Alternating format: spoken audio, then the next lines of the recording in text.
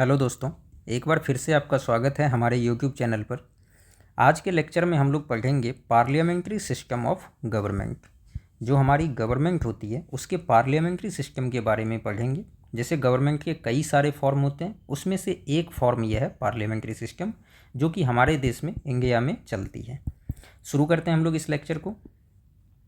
तो सबसे पहले इसमें हम लोग देखते हैं कि जो भी डेमोक्रेटिक गवर्नमेंट है, यहाँ दिया ध्यान रखिएगा कि हम बात कर रहे हैं डेमोक्रेटिक गवर्नमेंट की। डेमोक्रेटिक गवर्नमेंट दो तरह से होती है, एक पार्लियामेंट्री सिस्टम और दूसरा प्रेसिडेंशियल सिस्टम। पार्लियामेंट्री सिस्टम में जो प्राइम मिनिस्टर होते हैं वो गवर्नमेंट के हेड होते हैं, और प्रेसिडेंशियल सिस्टम में प्रेसिडेंट जो हैं वो गवर्नमेंट के हेड होते हैं। अब हम देख रहे हैं कि एक में प्राइम मिनिस्टर हेड हैं और दूसरे में प्रेसिडेंट हेड हैं। तो इसके जो डिफरेंस है वो बेसिकली डिफरेंस कहाँ होता है, तो डिफरेंस होता है एग्जीक्यूटिव और लेजिस्लेटिव के रिलेशन में। मतलब जो एग्जीक्यूटिव है और जो लेजिस्लेचर है उसके बीच किस प्रकार का रिलेशन होगा, यहीं पर डिफरेंस होता है। तो अगर एग्जीक्यूटिव और लेजिस्लेचर दोनों एक ही हो तो वो पार्लियामेंट्री फॉर्म होता है, और अगर एग्जीक्यूटिव और लेजिस्लेचर दोनों अलग अलग हो तो वह प्रेसिडेंशियल फॉर्म होता है। पढ़ते हैं हम लोग, एक एक करके इसको समझेंगे। तो सबसे पहले हम लोग इसमें देखते हैं पार्लियामेंट्री सिस्टम के बारे में, जो कि हम पढ़ने वाले भी हैं। तो पार्लियामेंट्री सिस्टम में क्या होता है कि जो एग्जीक्यूटिव होता है, एग्जीक्यूटिव जो है वो रिस्पॉन्सिबल होता है लेजिस्लेचर के प्रति। एग्जीक्यूटिव किसके प्रति रिस्पॉन्सिबल होगा? लेजिस्लेचर के प्रति। मतलब अगर हम इंडिया की बात करें तो एग्जीक्यूटिव किसके प्रति रिस्पॉन्सिबल होगा? पार्लियामेंट के प्रति, या स्टेट जो राज्यों में विधानसभाएं हैं स्टेट लेजिस्लेचर के प्रति। तो एग्जीक्यूटिव की रिस्पॉन्सिबिलिटी कहाँ हुई? लेजिस्लेचर के प्रति, मतलब पार्लियामेंट या स्टेट लेजिस्लेचर। अब जब यह रिस्पॉन्सिबल है तो इसको रिस्पॉन्सिबल गवर्नमेंट भी कहा जाता है।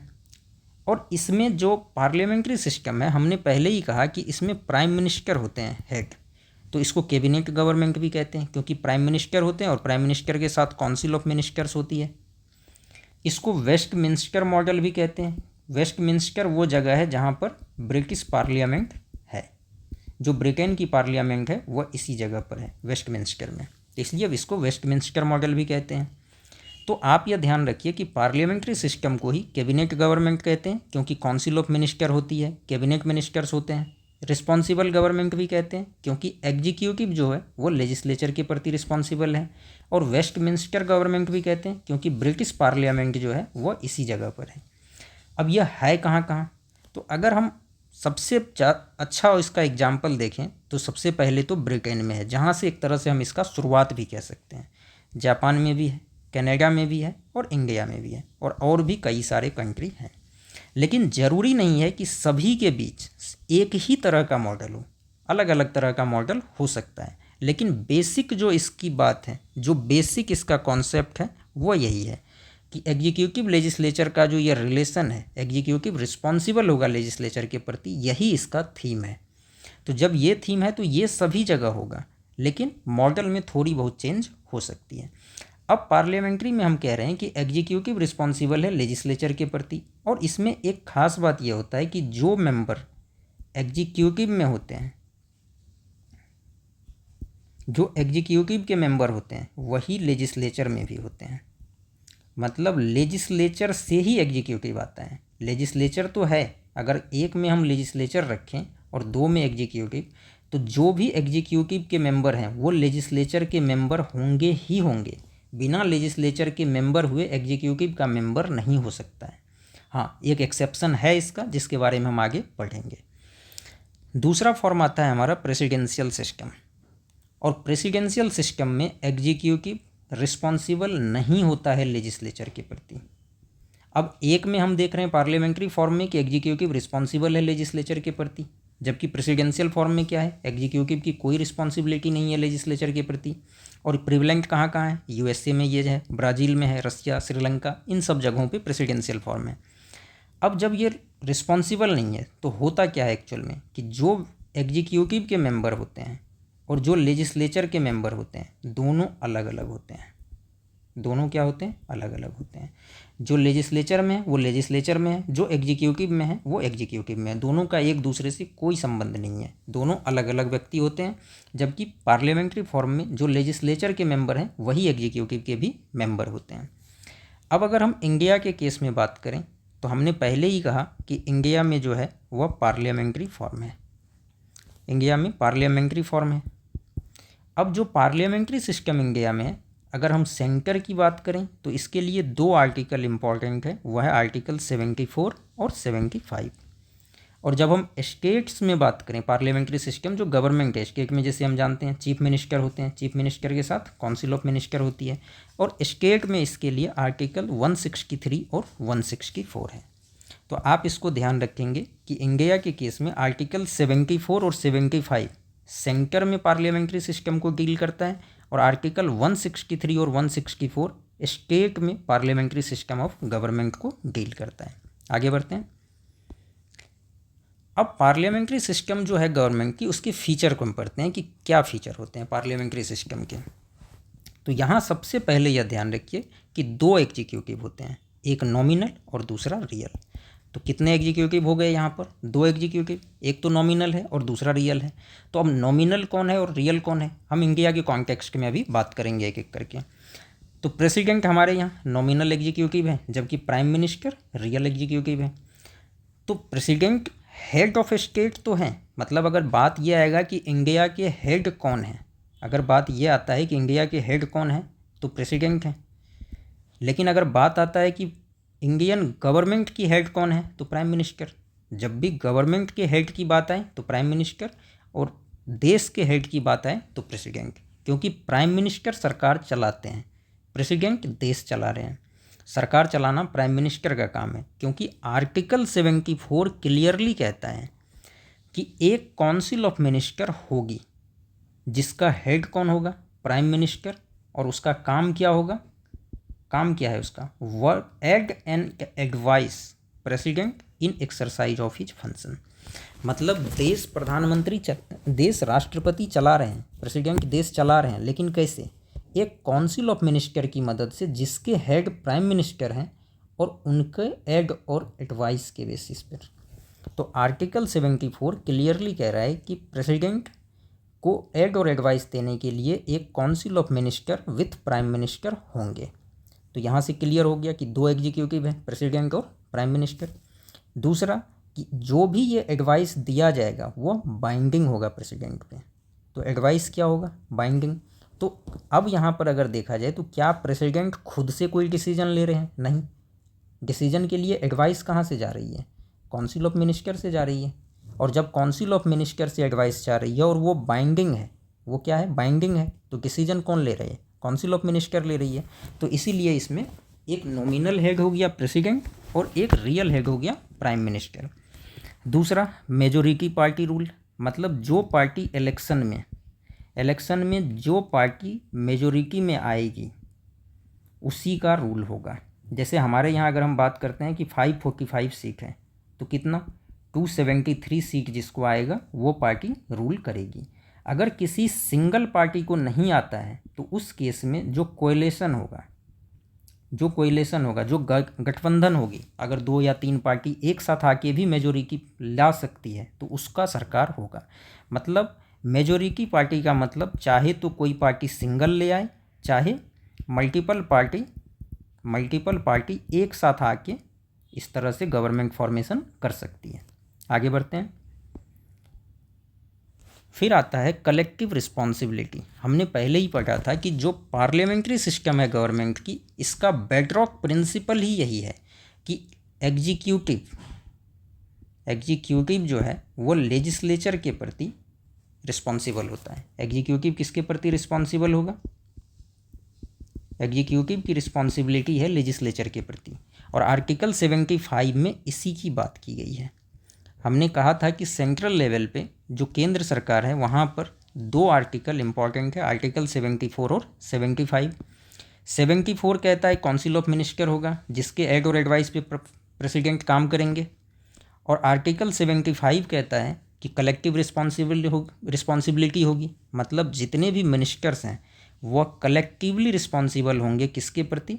पार्लियामेंट के प्रति, और खास करके लोकसभा के प्रति, खास करके लोकसभा के प्रति।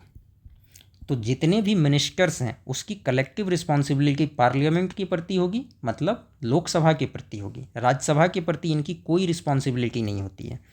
और अगर कभी भी किसी एक मिनिस्टर के खिलाफ भी कोई प्रस्ताव पास हो जाए तो पूरी मिनिस्ट्री को रिजाइन करनी पड़ती है। तो इसलिए इसको कहा जाता है कि यह जब भी पूरा का पूरा जो मिनिस्टर है, हमेशा काउंसिल ऑफ मिनिस्टर जो है वह एक टीम की तरह काम करता है, और अगर चलेगा तो साथ चलेगा और डूबेगा तो साथ डूबेगा। मतलब यह एक ऐसा टीम होता है काउंसिल ऑफ मिनिस्टर जो साथ में तैरेगा और साथ में डूबेगा। मतलब अगर सरकार चल रही है तो सब चल रहे हैं, और अगर सरकार गिरनी है तो किसी एक के गिरने से भी पूरी सरकार गिरेगी।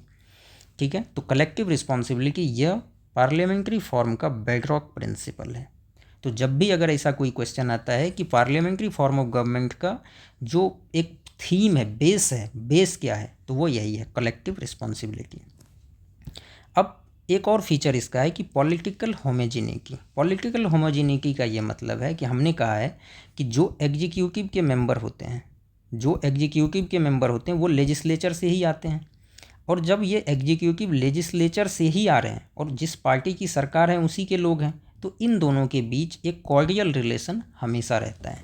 इसलिए कभी भी टसल का, टकराव का कोई संभावना नहीं होता है। डबल मेंबरशिप, जितने भी मिनिस्टर्स हैं वही एग्जीक्यूटिव हैं, मिनिस्टर्स ही तो एग्जीक्यूटिव हैं, और ये जितने भी एग्जीक्यूटिव मेंबर हैं ये लेजिस्लेचर से ही तो आए हैं।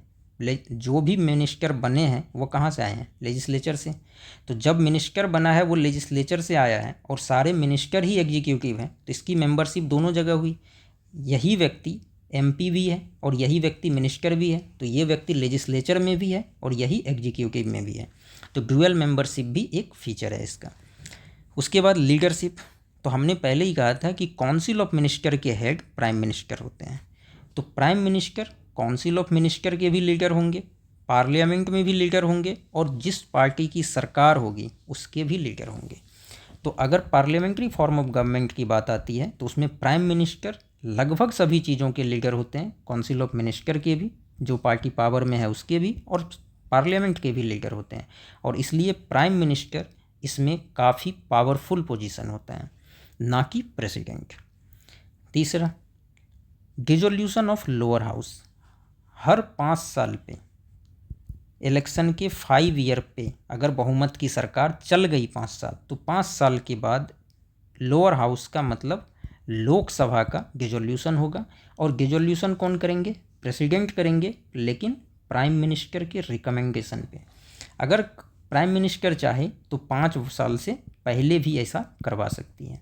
अगर 5 साल से पहले भी प्राइम मिनिस्टर को ऐसा लगता है कि लोकसभा को डिसॉल्व करना है, फ्रेश इलेक्शन कराना है, अगर ये लगता है कि फ्रेश इलेक्शन कराना है तो वो प्रेसिडेंट को रिकमेंड कर सकते हैं और प्रेसिडेंट लोकसभा को डिसॉल्व कर देंगे। अगर लोकसभा डिसॉल्व हो जाती है तो फ्रेश इलेक्शन होगा और जो पार्टी फिर से मेजोरिटी में आएगी उसकी सरकार बनेगी।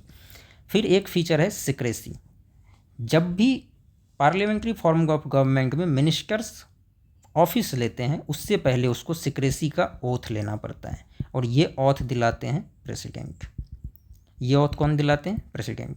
तो प्रेसिडेंट के सामने सभी मिनिस्टर को सिक्रेसी का ओथ लेना पड़ता है, और यह भी एक फीचर है। आगे बढ़ते हैं। अब जब पार्लियामेंट्री फॉर्म हम देख लिए तो हमें प्रेसिडेंशियल फॉर्म का भी फीचर देख लेना चाहिए। तो प्रेसिडेंशियल फॉर्म में, जैसे पार्लियामेंट्री फॉर्म में सारी मशीनरी पीएम के अबाउट घूमती है कि पीएम हेड है, इसी तरह से प्रेसिडेंशियल में प्रेसिडेंट हेड होंगे। और यहाँ पर प्रेसिडेंट हेड ऑफ स्टेट भी हैं और हेड ऑफ गवर्नमेंट भी है। जबकि पार्लियामेंट्री में क्या था? हेड ऑफ गवर्नमेंट पीएम थे और हेड ऑफ स्टेट प्रेसिडेंट थे। यहाँ पर प्रेसिडेंट दोनों चीज़ों के हेड हैं। दूसरा, प्रेसिडेंट को कभी भी कांग्रेस नहीं हटा सकती है। जो कांग्रेस मतलब एक तरह से हम ये कह सकते हैं कि लेजिस्लेचर जो है, लेजिस्लेचर हटा नहीं सकती है, लेजिस्लेचर नहीं हटा सकती है। लेकिन एक केस है जब हटा सकती है और वो है इम्पीचमेंट। इम्पीचमेंट प्रोसेस के थ्रू हटा सकती है। नॉर्मल केस में, जैसे पार्लियामेंट्री फॉर्म में ये होता है कि जब भी नो कॉन्फिडेंस मोशन आ जाए, अगर नो कॉन्फिडेंस मोशन आ जाए तो इससे प्राइम मिनिस्टर और पूरी काउंसिल ऑफ मिनिस्टर को हटाया जा सकता है। अगर नो कॉन्फिडेंस मोशन लोकसभा पास कर दे तो पूरी सरकार जा सकती है, लेकिन यहाँ पर प्रेसिडेंशियल फॉर्म में कभी भी लेजिस्लेचर को ये पावर है ही नहीं कि वह प्रेसिडेंट को रिमूव कर सके। हाँ, इम्पीचमेंट प्रोसेस अगर पास कर दे तो प्रेसिडेंट को रिमूव किया जा सकता है। दूसरा, यहाँ पर जो गवर्नमेंट होती है उसमें कैबिनेट एक होता है, लेकिन इस कैबिनेट में सभी मेंबर नॉन इलेक्टेड होते हैं और ये डिपार्टमेंटल सेक्रेटरीज होते हैं। मतलब ये चुन के नहीं आते हैं, ये लेजिस्लेचर के मेंबर नहीं होते हैं, ये भी लेजिस्लेचर के मेंबर नहीं होते हैं। ये प्रेसिडेंट पे वो जिनको चाहे सिलेक्ट करें, प्रेसिडेंट इसको सिलेक्ट करते हैं, अपॉइंट करते हैं और वो सिर्फ और सिर्फ प्रेसिडेंट के प्रति रिस्पॉन्सिबल होते हैं। जबकि पार्लियामेंट्री फॉर्म में हमने क्या कहा था कि जो भी मिनिस्टर होंगे वो लेजिस्लेचर से ही आएंगे, प्राइम मिनिस्टर के सलाह पर राष्ट्रपति उसको बनाएंगे और वो सभी के सभी लेजिस्लेचर के प्रति रिस्पॉन्सिबल होंगे। जबकि यहाँ क्या है, प्रेसिडेंट के प्रति रिस्पॉन्सिबल है, जबकि पार्लियामेंट्री फॉर्म में प्रेसिडेंट के प्रति रिस्पॉन्सिबल नहीं है, लेजिस्लेचर के प्रति रिस्पॉन्सिबल है।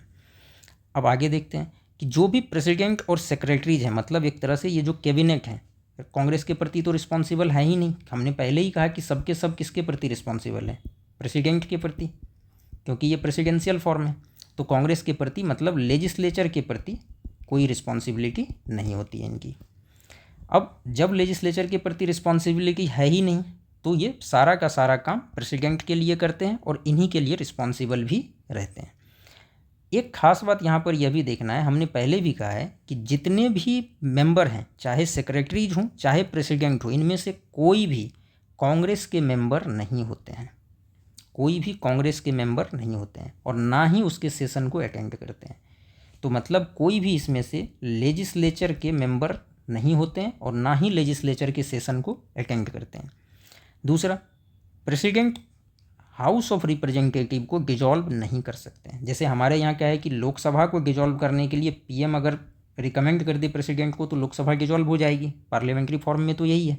लेकिन प्रेसिडेंशियल फॉर्म में हाउस ऑफ रिप्रेजेंटेटिव को डिजॉल्व नहीं कर सकता है प्रेसिडेंट।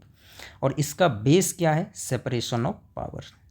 जैसे उसमें था पार्लियामेंट्री फॉर्म में कि रिस्पॉन्सिबिलिटी, जबकि यहाँ पर क्या है, separation of power. Separation of power किसका, लेजिस्लेचर और एग्जीक्यूटिव का। लेजिस्लेचर के मेंबर एग्जीक्यूटिव में नहीं है और एग्जीक्यूटिव के मेंबर लेजिस्लेचर में नहीं है। तो जब दोनों एक दूसरे में नहीं है तो कोई एक दूसरे के मैटर में इंटरवीन नहीं कर रहा है, तो दोनों अलग अलग हैं, दोनों अपना अपना काम करता है। तो इसलिए सेपरेशन ऑफ पावर जो है वह एक बेसिक डॉक्ट्रिन है प्रेसिडेंशियल सिस्टम ऑफ गवर्नमेंट की। आगे बढ़ते हैं। अब मेरिट्स और डिमेरिट्स की अगर हम बात करें तो अगर मेरिट्स की बात करें पार्लियामेंट्री सिस्टम की तो सबसे अच्छी बात तो यही है कि लेजिस्लेचर के मेंबर ही एग्जीक्यूटिव में होते हैं, तो हार्मनी बनी रहती है, किसी तरह का कोई कसर नहीं होता है। दूसरा, रिस्पॉन्सिबल गवर्नमेंट, हमने कहा कि पूरी की पूरी गवर्नमेंट लोकसभा के प्रति रिस्पॉन्सिबल है और जब भी लोकसभा चाहे सरकार को हटा सकती है। उसके बाद जो एग्जीक्यूटिव अथॉरिटी है वो ग्रुप ऑफ इंडिविजुअल में है, मतलब काउंसिल ऑफ मिनिस्टर में है, काउंसिल ऑफ मिनिस्टर में है। अगर काउंसिल ऑफ मिनिस्टर में है तो एक आदमी में तो है नहीं, और जब एक आदमी के पास नहीं है तो जो ऑटोक्रेटिक गवर्नमेंट बनने की संभावना होती है वो कम हो जाती है। मतलब कहीं तानाशाही प्रवृत्ति डेवलप होने की संभावना बहुत कम हो जाती है इससे। अल्टरनेटिव गवर्नमेंट हमेशा तैयार रहता है, क्योंकि अगर सरकार गिर जाती है तो बस दूसरे जो अपोजिशन में है उसको सिर्फ मेजोरिटी पूरा करना रहता है। अगर मेजोरिटी पूरा हो गया तो सरकार तुरंत बन सकती है दूसरे पार्टी की। तो इसलिए अल्टरनेट गवर्नमेंट बनने की संभावना यहाँ पर हमेशा बनी रहती है। और इसीलिए डॉक्टर आइवर जेनिंग्स ने कहा था कि जो लीडर ऑफ अपोजिशन है वो अल्टरनेटिव प्राइम मिनिस्टर है, क्योंकि अगर अपोजिशन सरकार बना पाए कभी तो जो लीडर ऑफ अपोजिशन है वही पीएम बनते हैं नॉर्मली। तो इसलिए आइवर जेनिंग्स ने कहा था कि leader of opposition alternative prime minister होते हैं पार्लियामेंट्री सिस्टम में। ध्यान रखेंगे आप इस स्टेटमेंट को, कई बार ये पूछा गया है। एक और मेरिट इसका यह है कि चूंकि वाइल्ड रिप्रेजेंटेशन होता है इसमें, काउंसिल ऑफ मिनिस्टर में काफ़ी मेंबर होते हैं, तो कई सारे लोग चूंकि काउंसिल ऑफ मिनिस्टर में होते हैं तो इसलिए अलग अलग सेक्शन से, जो समाज के अलग अलग सेक्शन हैं, अलग अलग स्टेट हैं, अलग अलग रीजन है, वहाँ का रिप्रेजेंटेशन आप दे सकते हैं। इसमें उन सभी जगह को रिप्रेजेंटेशन आप दे सकते हैं। इतने मेरिट के बाद भी कुछ डिमेरिट्स भी हैं, और वो डिमेरिट सबसे पहला है अनस्टेबल गवर्नमेंट। क्योंकि हम जानते हैं लोकसभा कभी भी सरकार को बर्खास्त कर सकती है। तो जब लोकसभा में नो कॉन्फिडेंस मोशन पास हो जाए, अगर नो कॉन्फिडेंस मोशन पास हो जाए लोकसभा में तो उस केस में तो सरकार गिर जाएगी, तो सरकार अनस्टेबल रहती है इसमें। जो पॉलिसीज हैं उसकी कंटिन्यूटी नहीं हो पाती है, क्योंकि एक खतरा हमेशा होता है सरकार गिरने की, और अगर सरकार गिर गई कभी तो जो पिछले सरकार की पॉलिसी है नॉर्मली उस पॉलिसी को डिसकंटिन्यू कर दिया जाता है, नॉर्मली उस पॉलिसी को डिसकंटिन्यू किया जाता है, नई सरकार अपनी पॉलिसी लेके आती है। अब कैबिनेट, हमने कहा था कि जो कैबिनेट है उसकी डिक्टेटरशिप इसमें होती है, क्योंकि कैबिनेट इसमें बहुत ही ज़्यादा पावरफुल बॉडी होती है, सारा का सारा डिसीजन कैबिनेट ही लेता है, और जब कैबिनेट ही सारा डिसीजन लेता है तो ये बहुत ही पावरफुल रहता है, और इसलिए संभावना रहता है कि ये डिक्टेटर की तरह काम करें। सेपरेशन ऑफ पावर के अगेंस्ट है, क्योंकि जो मेंबर लेजिस्लेचर के हैं वही मेंबर एग्जीक्यूटिव में होते हैं, तो डबल मेंबरशिप हो गई, तो सेपरेशन रहा कहाँ, जो मेंबर लेजिस्लेचर में है, जो एमपी हैं वही एग्जीक्यूटिव में है, वही मिनिस्टर हैं, तो इसलिए सेपरेशन ऑफ पावर का जो एक कॉन्सेप्ट है इसके अगेंस्ट है ये। और गवर्नमेंट बाय एमेच्योर्स, मतलब जो मंत्री बनते हैं, जितने भी मिनिस्टर्स होते हैं, उनको कोई भी एक्सपीरियंस नहीं होता है। ऐसा भी होता है कि कई बार जो फर्स्ट टाइम एमपी होता है या एमएलए होता है वो भी मिनिस्टर बन जाते हैं। तो अगर किसी को इस तरह से किसी विभाग का मिनिस्टर बना दिया गया और उसको कोई एक्सपीरियंस है ही नहीं इस तरह के काम करने का, तो यह हमेशा इसमें एक डिमेरिट के तौर पर देखा जाता है। अब हमने ये कहा था कि पूरा का पूरा ये सिस्टम ब्रिटिश मॉडल पे है हमारा, कि जो इंडियन सिस्टम है वो ब्रिटिश मॉडल की तरह है, ब्रिटेन के मॉडल को ही कॉपी किया गया है। लेकिन क्या दोनों सेम है? तो नहीं, इसमें कुछ डिस्टिंक्शन है, और वो डिस्टिंक्शन हम एक एक करके देखते हैं। इंडिया के केस में रिपब्लिकन सिस्टम है, जबकि ब्रिटेन के केस में मोनार्कियल सिस्टम है। मतलब यहाँ जो हेड ऑफ स्टेट हैं वो कौन है? किंग है। जबकि इंडिया के केस में हेड ऑफ स्टेट कौन है? प्रेसिडेंट है, और प्रेसिडेंट का क्या होता है? इलेक्शन होता है। जबकि यहाँ पर कोई इलेक्शन नहीं है, किंग का क्या है? हेरिडेटरी पोजीशन है, वंश से आया हुआ है। तो इंडिया में रिपब्लिकन सिस्टम है, प्रेसिडेंट इलेक्शन से जाते हैं, जबकि ब्रिटेन में मोनार्कियल सिस्टम है, मतलब हेड ऑफ स्टेट राजा होते हैं।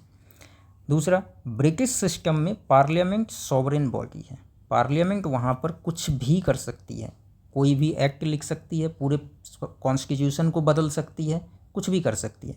जबकि इंडिया के केस में पार्लियामेंट सॉवरेन नहीं है, पार्लियामेंट सुप्रीम बॉडी नहीं है, इसके ऊपर कुछ अथॉरिटी है, और वो क्या है?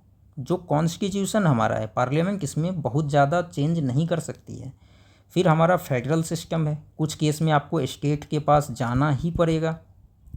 फिर जुडिशियल रिव्यू है, सुप्रीम कोर्ट और हाई कोर्ट डिक्लेयर कर सकती है इलीगल किसी भी एक्ट को। और फंडामेंटल राइट्स है, इसको भी आप ऑल्टर नहीं कर सकते हैं। तो यह कुछ रेस्ट्रिक्शन है इंडिया में पार्लियामेंट के ऊपर, जिसमें पहला कॉन्स्टिट्यूशन हो गया, दूसरा फेडरल सिस्टम, जुडिशियल रिव्यू और फंडामेंटल राइट्स। इन रेस्ट्रिक्शंस की वजह से इंडियन पार्लियामेंट सुप्रीम बॉडी नहीं है, इस पे ये सब रेस्ट्रिक्शन है। जबकि ब्रिटिश सिस्टम में जो पार्लियामेंट है वहाँ की वह सॉवरेन बॉडी है। ब्रिटेन में पीएम जो है वो लोअर हाउस के मेंबर होते हैं, जबकि इंडिया में किसी भी हाउस के हो सकते हैं, चाहे लोकसभा से हो चाहे राज्यसभा से हो, दोनों में से किसी भी हाउस का मेंबर इंडिया में प्राइम मिनिस्टर बन सकता है। जबकि ब्रिटेन में यह मैंडेटरी है कि वह लोअर हाउस का हो। और इस केस में हम लोग डॉक्टर मनमोहन सिंह का एग्जाम्पल ले सकते हैं कि मनमोहन सिंह साहब कहाँ से थे? राज्यसभा के मेंबर थे, लोकसभा से नहीं थे। तो इंडिया में यह है। अब ब्रिटेन में जो है, जो मेंबर ऑफ पार्लियामेंट होते हैं सिर्फ वही मिनिस्टर बन सकते हैं, जबकि इंडिया में क्या है कि किसी भी व्यक्ति को मिनिस्टर बनाया जा सकता है, लेकिन 6 महीने के अंदर उसको मेंबरशिप लेना पड़ेगा। तो ब्रिटेन में जबकि जो मेंबर है पार्लियामेंट का सिर्फ वही बनेगा। इंडिया में क्या है, किसी को भी आप पहले मिनिस्टर बना दीजिए और 6 महीने के अंदर उसको चाहे तो लोकसभा चाहे तो राज्यसभा किसी का मेंबर बना दीजिए। अगर 6 महीने तक वो मेंबर नहीं बन पाता है तो उसको रिजाइन करना पड़ेगा। फिर ब्रिटेन में लीगल रिस्पॉन्सिबिलिटी का सिस्टम है, मतलब सभी मिनिस्टर की लीगल रिस्पॉन्सिबिलिटी होती है, क्योंकि वो एक्ट पर साइन करते हैं। एक्ट पर क्या करते हैं? साइन करते हैं, जबकि इंडिया में ऐसा नहीं है। फिर ब्रिटेन में एक शैडो कैबिनेट होता है, इसको आप ध्यान रखेंगे। शैडो कैबिनेट का मतलब होता है कि जो अपोजिशन होती है वहाँ की, वो भी गवर्नमेंट की तरह ही अपने मेंबर्स का एक कैबिनेट फॉर्म करता है, और सरकार के पूरी मिनिस्ट्री पे ये लोग भी नज़र रखते हैं। पैरेलली अगर कोई यहाँ एजुकेशन मिनिस्टर है तो शैडो कैबिनेट में भी एक एजुकेशन मिनिस्टर होगा, और यह शैडो कैबिनेट जो है गवर्नमेंट पे नज़र रखता है। जो जिस विभाग का ये मिनिस्टर होगा शैडो कैबिनेट में, वो उस विभाग के रियल गवर्नमेंट में जो भी मिनिस्टर है उसके पूरे कामकाज पे नज़र रखता है। तो यह पूरा का पूरा हमारा पार्लियामेंट्री सिस्टम के बारे में था। धन्यवाद दोस्तों, आज के लिए इतना है।